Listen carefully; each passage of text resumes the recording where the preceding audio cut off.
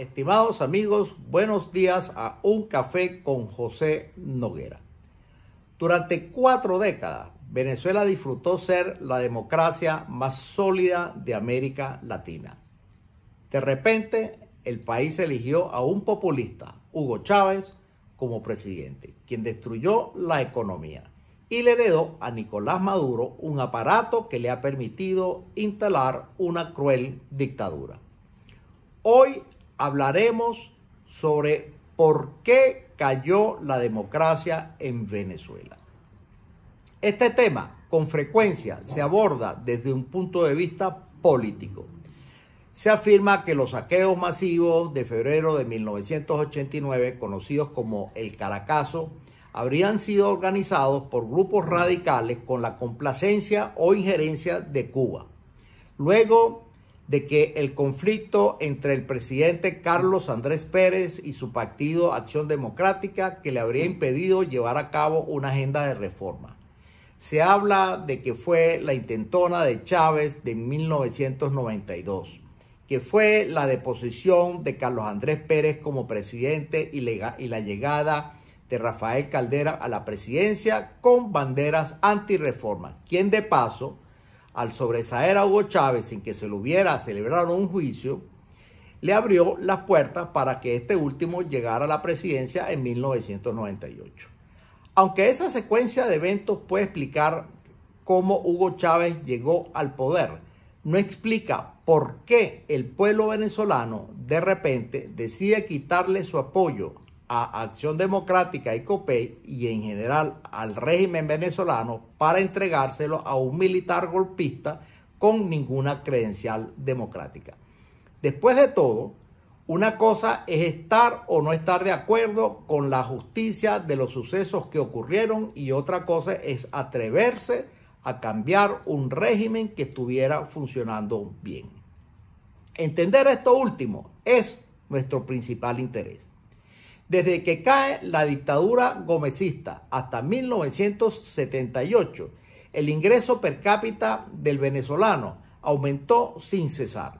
Pero a partir de ese año colapsó y no ha podido volver a crecer hasta el día de hoy.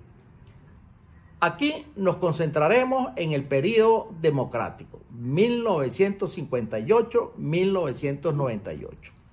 El país había crecido bien durante los primeros 20 años de democracia antes de caer. Cuando ocurre el Caracazo y las intentonas golpistas, ya la economía estaba caída y el descontento que siguió fue inevitable. Esto le prepara el terreno a Hugo Chávez para que en 1998 la gente, buscando soluciones, lo eligiera. En Venezuela había 2 partidos importantes, Acción Democrática y COPEI, y un partido de mediana importancia más pequeño, que era el MAS. De estos, solo Acción Democrática se presenta en las elecciones de 1998 con un candidato propio, que es Luis Alfaro Usero, quien nunca superó 3% en las encuestas.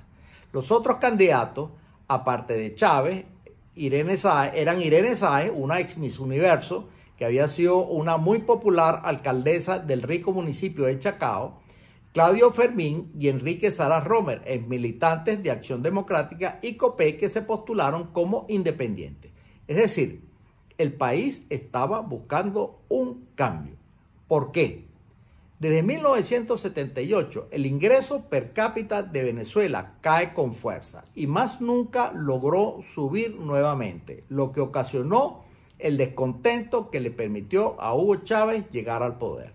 Hay muchos elementos que ayudan a explicar la crisis venezolana, pero existen 3 políticas que tienen la principal responsabilidad.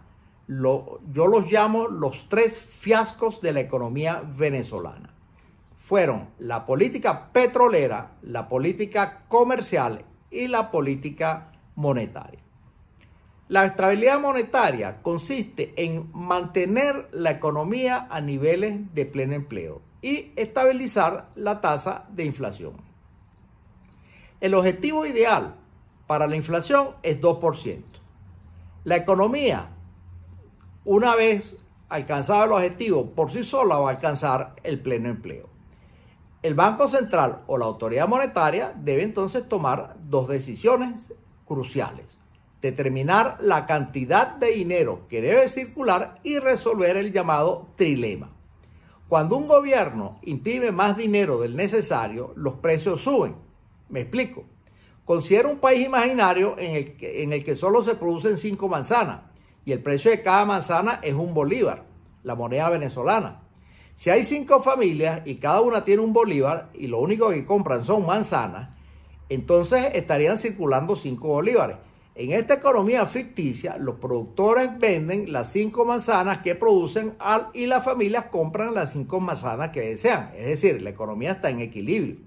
Ahora, si cada familia recibe 2 bolívares, la cantidad de dinero se duplica hasta 10 bolívares. Si el precio de cada manzana sigue siendo 1 bolívar, las familias querrán comprar 10 manzanas, pero solo podrán comprar 5 manzanas y se quedarán con 5 bolívares con los que no podrán comprar nada. Es decir, bienvenida la escasez. El equilibrio se restablece cuando el precio de las manzanas sube a 2 bolívares, lo cual ocurre por la ley de la oferta y la demanda. Bienvenida la inflación. En Venezuela, la inflación ocurre porque el gobierno gasta más de lo que recauda en impuestos y el Banco Central imprime el resto del dinero que el gobierno necesita.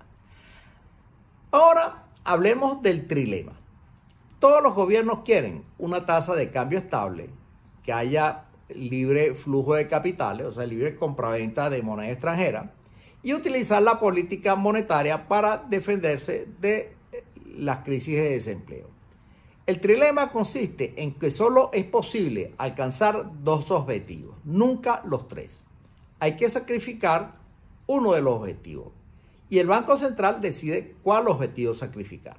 El trilema ocurre cuando se elige uno de los siguientes regímenes cambiarios: control de cambio, tasa de cambio fija o tasa con libre venta, compraventa de dólares, o tasa de cambio flotante, donde la compraventa de dólares es libre y el precio del mercado en el mercado flota. Si hay control de cambio, el precio del dólar es fijo y se puede utilizar la política monetaria para estimular la economía, pero no hay libre flujo de capitales. Además, se entorpece el comercio internacional y se dificulta la compra de insumos y se afecta el bienestar de la familia. Se ahuyenta la inversión debido al riesgo de no recuperar los dólares invertidos y se crean grandes incentivos para la corrupción. Venezuela impuso un control de cambios en 1983 y desde entonces se estancó. Con una tasa de cambio fija y libre compraventa de dólares, se sacrifica la política monetaria, ya que ésta deja de ser efectiva para combatir las recesiones, ya que al imprimir más dinero, los precios y los salarios suben, y como el precio del dólar es fijo, las familias y las empresas encuentran más barato comprar productos importados que comprar productos nacionales, aumentando la demanda de dólares. Por otra parte, la tasa de interés baja porque los bancos necesitan atraer más clientes, haciendo más rentable comprar dólares para colocarlos en el exterior a un interés más elevado. Como el Banco Central debe mantener el precio del dólar fijo para satisfacer la gran demanda, debe vender dólares de sus reservas internacionales, las cuales disminuyen la cantidad de bolívares circulando. El proceso continúa hasta que la cantidad de dinero retorne a su nivel inicial. La única consecuencia permanente de esta política sería que las reservas internacionales disminuyen, es decir, el gobierno le está regalando unas reservas internacionales a alguien. Pero antes de que se acaben, ante el miedo de una devaluación, saldrá la gente masivamente a comprar dólares, causando una crisis cambiaria que obliga al gobierno a devaluar. El aumento en los precios del petróleo a partir de 1973 ocasiona un enorme ingreso de dólares. El West Texas Intermediate aumenta de $3.50 a $14 en 1973 y a $38 en 1979. Como Petróleos de Venezuela le vendía los dólares al Banco Central, se produjo un gigantesco aumento en la circulación, en el dinero en circulación. En una década, el precio del petróleo creció 30 veces y asimismo aumentó la cantidad de dinero, que hizo que todos estos recursos recibidos se sumaran, provocando la famosa crisis cambiaria de 1983 y dejando un legado de alta inflación que todavía el país enfrenta. No obstante, la producción de petróleo no aumentó. Ahora, si la tasa de cambio es flotante, el precio del dólar lo determina la oferta y la demanda. En Venezuela, en realidad nunca ha existido una tasa de cambio flotante. En estos regímenes, la oferta monetaria puede combatir recesiones, aunque se renuncia a la estabilidad en el precio del dólar. Con una economía de cambio flotante, la economía se recupera más rápido de una recesión. Suponga que bajan las exportaciones de petróleo. Se dispondrán de menos dólares y el precio del dólar aumenta. La reacción de los inversionistas será comprar dólares, haciendo que el bolívar se deprecie aún más. Esa depreciación hace que el precio de los productos internacionales en dólares disminuya, estimulando las exportaciones y disminuyendo las importaciones. Este proceso puede ser acelerado con política monetaria, disminuyendo, por ejemplo, la tasa de interés para estimular la inversión privada. ¿Cómo disminuir la inflación y reactivar la producción en Venezuela? En Venezuela, la opción favorita de política ha sido el control de cambio y el control de precios, al tiempo que el gobierno sigue financiando el gasto público imprimiendo dinero. Esta política ocasiona escasez y eventualmente ocasiona un alza en los precios y una crisis cambiaria como ocurrió en 1989 y en 1996. El principal problema de la inflación es la inercia. Cuando los productos aumentan, los trabajadores compran menos con sus ingresos y presionan por aumentos de salarios y las empresas pagarán más por los insumos. Como en la economía no hay suficiente dinero para pagar esos aumentos, el Banco Central debe imprimir dinero si se quiere impedir que las empresas despidan trabajadores, subir los precios y de esta manera crear un ciclo vicioso. Al principio, los economistas pensaron que combatir la inflación imponiendo anclas, fijando alguna variable que frenara el alza en los precios, como la cantidad de dinero o la tasa de cambio. Si se usa la cantidad de dinero como ancla, se disminuye también la cantidad de productos que éstas compran y las empresas despiden trabajadores. El proceso de recuperar el empleo es lento, duro e indeseable. Si se usa la tasa de cambio como ancla, el precio del dólar sería fijo y la inflación alta. Si el Banco Central valida la inflación, eventualmente habrá una crisis cambiaria. Durante la década de los 90, unos 30 países tuvieron gran éxito en controlar la inflación y hacer crecer la producción. Para lograrlo, adoptaron un esquema de política monetaria conocido como metas de inflación, el cual ha sido aplicado con éxito en lugares tan diversos como la zona euro, Canadá, Australia, Filipinas, Polonia, Armenia, Turquía y un número de países latinoamericanos como Chile, Brasil, Colombia y México. Con metas de inflación, las autoridades deben declarar explícitamente que el principal objetivo de la política monetaria es la estabilidad de precios y las autoridades deben anunciar públicamente las metas de inflación para que las empresas y las familias adapten sus expectativas y la inercia ceda. En este esquema, la palabra mágica es credibilidad. La inercia se produce porque los trabajadores indexan los salarios en la inflación que espera que ocurra. Para doblegar la inercia, se deben reducir las expectativas de las familias sobre la inflación futura.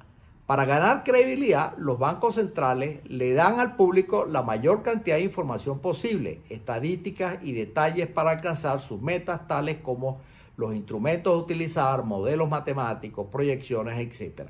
El objetivo es hacer que el experto y el público se convenzan de que la política está bien diseñada. La estrategia comunicacional debe ser transparente, particular la comunicación de planes, objetivos y resoluciones. y el Banco Central debe explicar detalladamente cada periodo las metas logradas, los objetivos alcanzados y cómo piensan remediar la falla. El compromiso de credibilidad debe ser asumido por el Banco Central y preferiblemente también por el gobierno.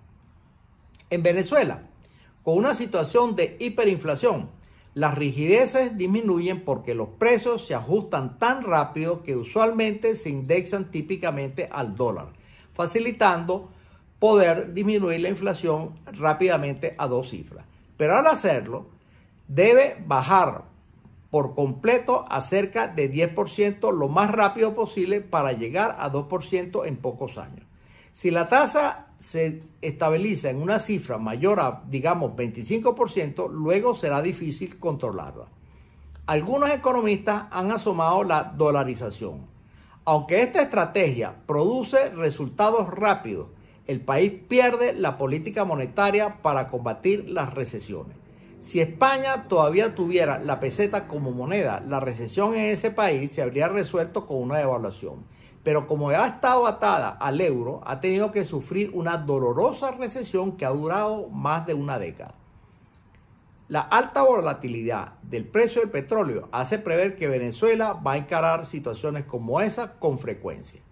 Una solución sería acumular reservas en tiempos de abundancia, lo que el país ha sido incapaz de hacer en los últimos 60 años. ¿Qué garantiza que esto se hará en el futuro? Controlar la inflación y alcanzar el pleno empleo no garantiza una mayor producción ni una mejor calidad de vida per se, pero crea un ambiente sano para atraer la inversión.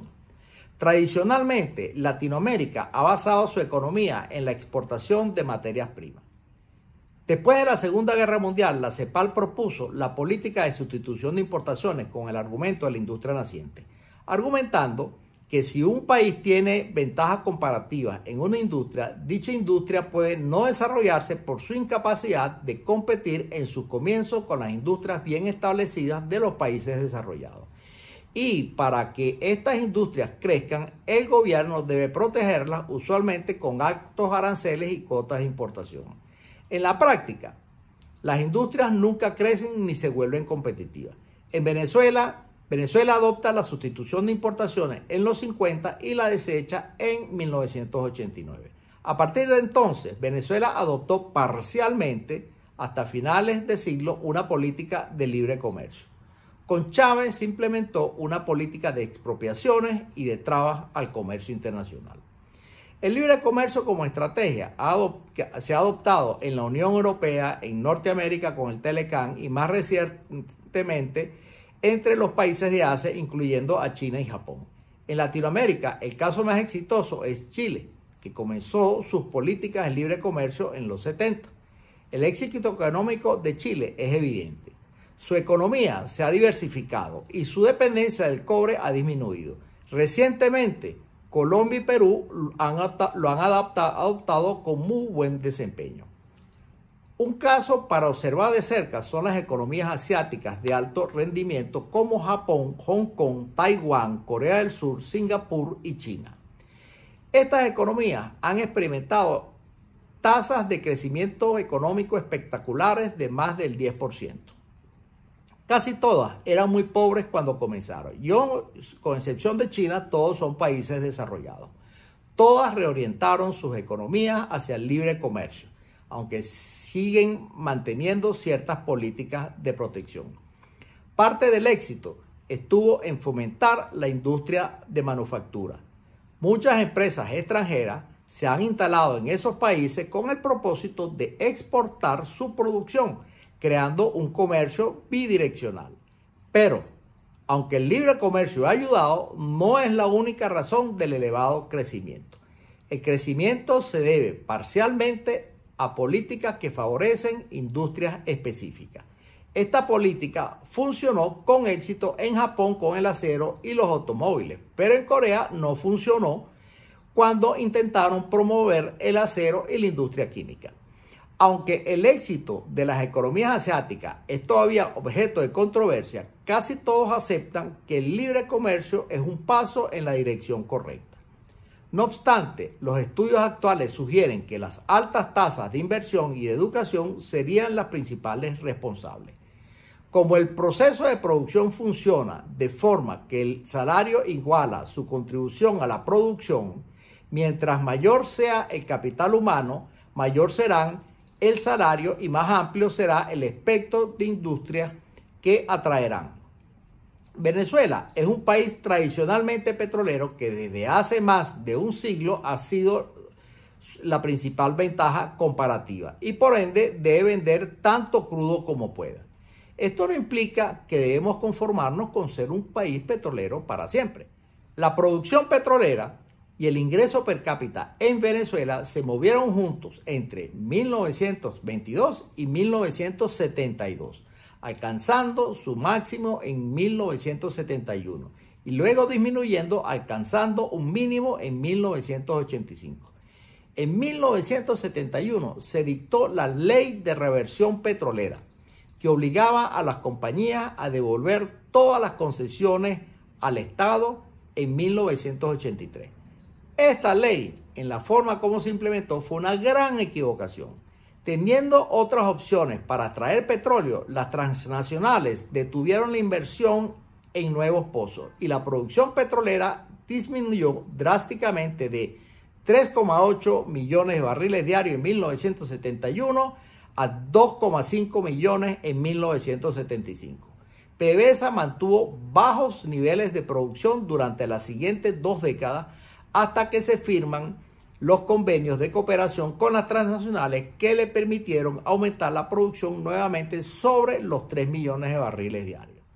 Después de 45 años de la nacionalización del petróleo, se observa que PDVSA no tuvo la capacidad de aumentar la producción de petróleo sin ayuda de las transnacionales. Actualmente, la producción petrolera en Venezuela está casi detenida y el país está en crisis.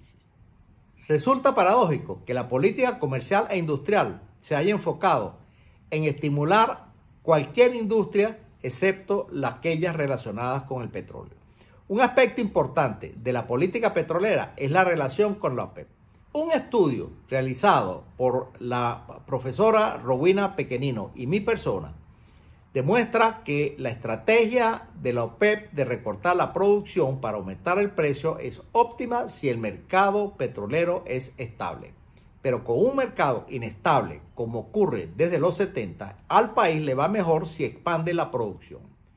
En otro estudio realizado por la profesora Olesia Kozlova y mi persona, se muestra que el impacto del precio sobre el PIB es bastante menor que el impacto que tiene la producción de petróleo en el PIB, lo que indica que la tradicional política de la OPEP es recesiva y no expansiva. Arabia Saudita y sus socios del Golfo Pérsico han entendido esto y ahora favorecen políticas distintas. Venezuela debe revisar su política petrolera y desarrollar nuevas ventajas comparativas. Mientras tanto, el petróleo y productos relacionados siguen siendo su principal ventaja. Los monopolios estatales de refinación y petroquímica no han sido capaces en producir en gran escala. La petroquímica tiene un potencial gigantesco sobre otras industrias, pero tradicionalmente ha dado pérdidas. La ley de nacionalización petrolera es cuestionable porque discrimina a los venezolanos para favorecer a los extranjeros. Si la Exxon quiere comprar petróleo venezolano para producir gasolina en New Jersey, PDVSA se lo vende. Pero absurdamente, si un venezolano quiere comprar petróleo venezolano para producir gasolina en Barquisimeto, PDVSA se lo niega. Venezuela está pasando por momentos difíciles, pero ¿tienen solución? Por supuesto que sí. El país debe aprovechar el momento para que con su democracia restablecida se disminuya la inflación a un dígito y se adopte el sistema de metas de inflación. Hay que adoptar una estrategia de libre mercado, pero como en Japón, el gobierno debe apoyar no todas las industrias, sino una a la vez, hasta que puedan por sí solas ser competitivas. En Japón, primero fue el acero, luego los automóviles, después los electrónicos y así sucesivamente. El Estado Ayudaba facilitando créditos, beneficios impositivos y una agresiva política de comercialización a través de sus sedes diplomáticas. Aunque esta estrategia no siempre fue exitosa, es claro que Venezuela tiene ventajas comparativas en petróleo y la industrialización alrededor de la industria petrolera debería tener una alta probabilidad de éxito. Para ello es importante la participación del sector privado y las asociaciones con empresas extranjeras. Una palabra de cautela: el salario de los trabajadores está determinado por su contribución a la producción y esta contribución no es muy grande si el capital humano es bajo. Los países asiáticos han invertido gigantescas cantidades de dinero en educación. Las universidades norteamericanas y europeas están inundadas de estudiantes asiáticos. Algunos no retornan a sus países, pero la inmensa mayoría regresa. El mercado de talentos es cada vez más internacional y actualmente es relativamente fácil contratar expertos en cualquier área si se ofrecen salarios competitivos. La educación venezolana está muy rezagada en todos los niveles, lo que es un signo severo de preocupación y la dimensión de la tarea a emprender que, aunque parezca ser titánica, es posible hacerla con éxito. Estimados amigos, hasta aquí un café con José Noguera.